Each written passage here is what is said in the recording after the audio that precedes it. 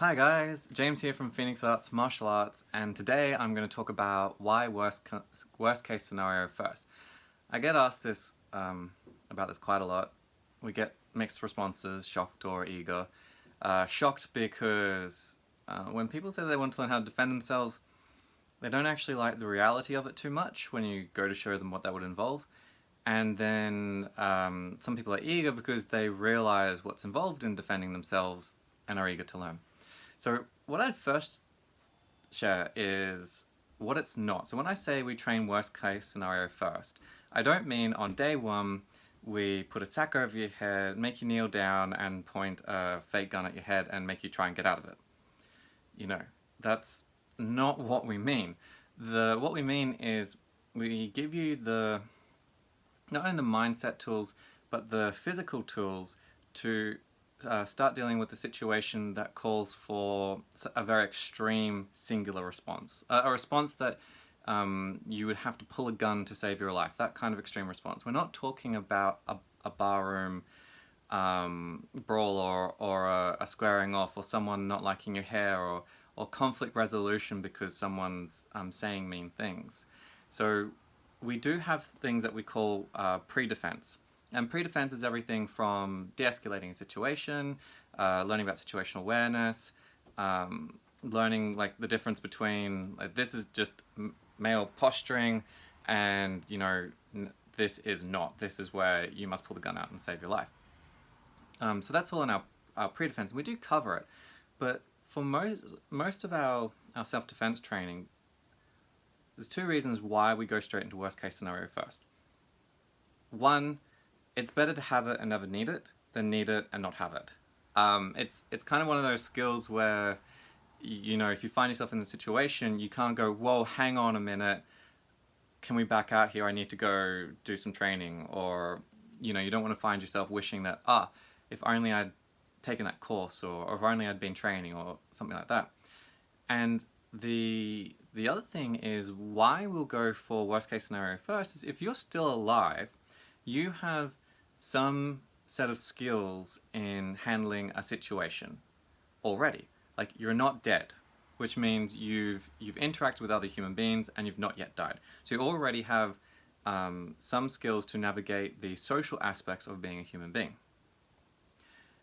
The skills that you use to navigate the social aspects of dealing with another human being aren't the same skills that you deal with when you have to pull a gun to save your life or put your hands on someone to save your life. They're two different skill sets. So one you can talk or walk or run your way out of. The other one, you might not necessarily know you're in that situation until you've been shot, struck or stabbed. So if you've been shot, struck or stabbed, it's quite unlikely you're in a social event or a social violent event where you can talk your way out. So if I'm at a night spot having a drink with mates and someone comes up to me and starts posturing and like, hey, you're checking out my partner, rah, rah, rah. You have a lot of people go like, yeah, deck him. Like, no. This is a social situation. I can use words. I can remove myself from the premises. I can use my words to de-escalate the situation. So for that one, I was like, I do apologize. Or I'd engage in a conversation, I'd make it human, I'd even offer them a drink. If I thought that the person was going to continue being a problem, I would exit, keeping in mind as I exit they may have friends waiting. So it's always like a game of chess, you're always thinking 2 or 3 steps ahead, but they only came up and they're only like verbally aggressive with me. They may have shoved me or something like that, but a shove doesn't warrant striking their throat, dragging them to the ground, making sure that they can't come back at you. That's too much, okay? For a social event like that, or social violence, whereas that posturing, that would be too much. For an event where I've got to pull a gun to save my life kind of thing, what I just said wouldn't be too much. It may even be too little, depending on the severity of that situation. Multiple people, a whole bunch of factors in there. So if you've gotten to this stage of your life, you've already had some skill development in talking someone down or removing yourself from a situation.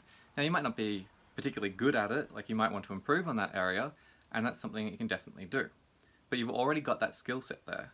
The skill set you don't necessarily have, but which is inbuilt into every human being already, is the skill set to take someone who's threatening your life and remove the threat.